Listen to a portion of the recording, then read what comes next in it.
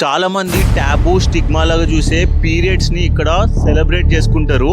ఇదే మన మా కామాఖ్య టెంపుల్. ఎంతో మంది అఘోరాలు తాంత్రికులు ఇక్కడే సాధన చేస్తుంటారు. ఇండియాలో ఉన్న శక్తిపీఠాలు అన్నిటికన్నా పవర్ఫుల్ ఈ మా కామాఖ్య శక్తిపీఠం. యూజువల్ గా అందరికి ఉండే డౌట్ ఏంటంటే దర్శనం ప్రాసెస్ ఏంటి, రూమ్స్ ఎలా బుక్ చేసుకోవాలి, అసలు ఎలా రావాలి ఇక్కడికి అని చెప్పి ఈ వీడియోలో చాలా యూస్ఫుల్ ఇన్ఫర్మేషన్ ఇస్తాను. మీరు కూడా ఏ ప్రాబ్లం లేకుండా బుకింగ్స్ చేసుకుని దర్శనం చేసుకోవచ్చు. ఈ మా కామాఖ్య దేవి టెంపుల్ అస్సాంలోని గువాహటి అనే సిటీలో నీలాచల్ హిల్స్ మీద ఉంది. మన తెలుగు స్టేట్స్ నుంచి అయితే డైరెక్ట్ ఫ్లైట్స్ అండ్ ట్రైన్స్ కూడా అవైలబుల్ ఉన్నాయి. ఫ్లైట్లో ఒక 2 అవర్స్ అంతే, బట్ ట్రైన్లో అయితే ఒక రోజంతా అయిపోతుంది, ఇంకా ఎక్కువ కూడా అవ్వచ్చు. టెంపుల్ చుట్టూరు చాలా హోటల్స్ అండ్ లాడ్జెస్ ఉంటాయి, బట్ ఏవి అంత నీట్గా అనిపించలేదు నాకు.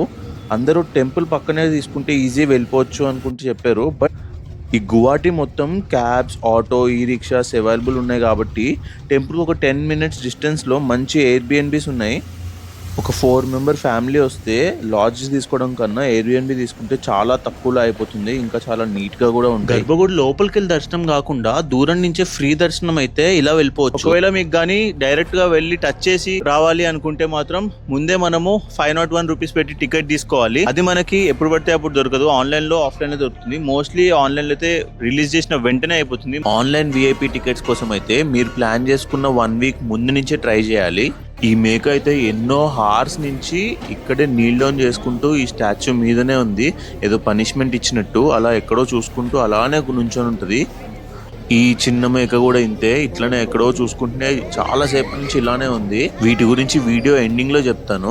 ఎంటర్ అయిన వెంటనే చాలా మంది పూజారులు, అంటే ఇక్కడ పండాజీ అంటుంటారు, వాళ్ళు వచ్చేసి మేము ఇంతకు చేపిస్తాం అని చెప్పేసి అంటుంటారు. సమ్ 2000-2500 అని చెప్పేశారు నాకు పర్ పర్సన్. కానీ ఫ్రీగానే వెళ్తాను, 2 hours అయినా పర్లేదు అని చెప్పేసి వెళ్ళాను. జస్ట్ 5 minutes కి అయిపోయింది. ఒకవేళ మీకు ఫ్రీగా దర్శనం చేసుకోవాలనుకుంటే మాత్రం ఫ్రీగా వెళ్ళిపోవచ్చు. బికాస్ ఇది June 1st, ఇది జూన్ బిగినింగ్ కాబట్టి ఇలా ఉంది. అదే suppose June ending, every year June ending 24, 25, 26 ఆ టైంలో ఇక్కడ అంబుబాచి మేళా జరుగుతుంది. అంటే 3 days క్లోజ్ చేస్తారు, ఎందుకంటే ఇక్కడ అమ్మవారికి పీరియడ్ టైం అది, అందుకని చెప్పేసి 3 days క్లోజ్ చేస్తారు. కానీ 3 days అయిపోయిన తర్వాత ఓపెన్ చేసిన వెంటనే హెవీ క్రౌడ్ ఉంటుంది. ఇక్కడ చూస్తున్నారు కదా చాలా ఎంటీగా ఉంది, బట్ ఆ టైంలో మాత్రం అసలు కుంభమేళ టైం చూస్తారు కదా క్రౌడ్, అలా ఉంటుంది. సో ఆ టైంలో వస్తే మాత్రం మీరు కొంచెం ప్లాన్డ్గా రావాలి. ఇక్కడ జనరల్ అండ్ విఐపి ఉంటాయి. విఐపి అయితే 501 రూపీస్ పే చేయాలి, జనరల్ అయితే ఫ్రీ ఉంటుంది. విఐపి కౌంటర్ అయితే 6 AM ఓపెన్ చేస్తారు. డేకి 200 members మాత్రమే ఇస్తారు. క్యూలో అయితే 3 AM నుండి స్టార్ట్ అవుతే బెటర్.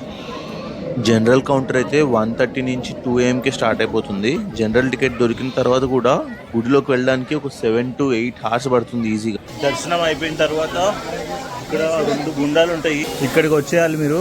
ఈ వాటర్ అయితే బ్రహ్మపుత్ర రివర్ నుంచి వస్తుంది. కానీ మనం అంబుబాచి టైం అని చెప్పా కదా, అంబుబాచి టైం కి ఇక్కడ మొత్తం రెడ్ గా అయిపోతుంది. మొత్తం మన ట్రెడిషనల్లీ మన బిలీఫ్ అయితే అంబుబాచి టైంలో మనకి ఆఫ్టర్ పీరియడ్ టైం కాబట్టి రెడ్ గా అయిపోతుంది అని అంటుంటారు. కానీ చాలా సైంటిఫిక్ రీజన్స్ చూస్తే మాత్రం చాలా డిఫరెంట్ గా ఉన్నాయి. ఇక్కడ చూస్తున్నారు కదా, అందరు అట్లా వాటర్ చల్లుకుంటారు, కొంచెం వాటర్ తాగేసి.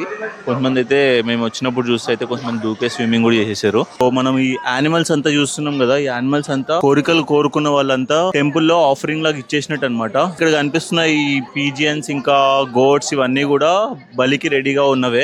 సో ఇక్కడ అప్పటి వరకు తిరుగుతూ ఉంటాయి, ఎవ్రీడే రిచువల్ కి దగ్గరగా ఉన్నట్టు అనమాట. చూస్తున్నారు కదా ఈ ప్లేస్, ఇక్కడే ఇస్తారు దీనికి బలి ఇవ్వడం అంతా.